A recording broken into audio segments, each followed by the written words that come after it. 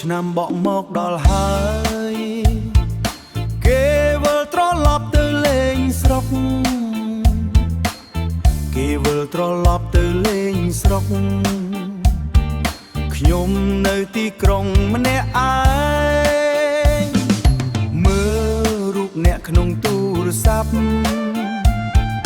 ចាំបានទេពេលចូលឆ្នាំមុន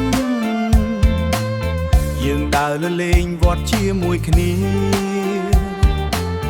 យើងដើរលេងវត្តជាមួយគ្នា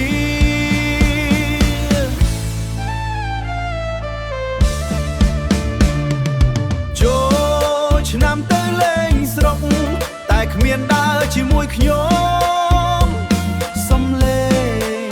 ភ្លេងលេងសប្បាយភ្លេងលេងសប្បាយប៉ុន្តែចិត្តខ្ញុំស្ងប់ស្ងាត់ប៉ុន្តែចិត្តខ្ញុំស្ងប់ស្ងាត់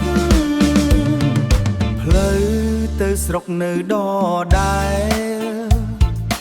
តែអ្នកមិននៅក្បែរខ្ញុំទេអនុស្សាវរីយ៍ចាំងចាស់ធ្វើឲ្យបេះដូងខ្ញុំឈឺចាប់ធ្វើឲ្យបេះដូងខ្ញុំឈឺចាប់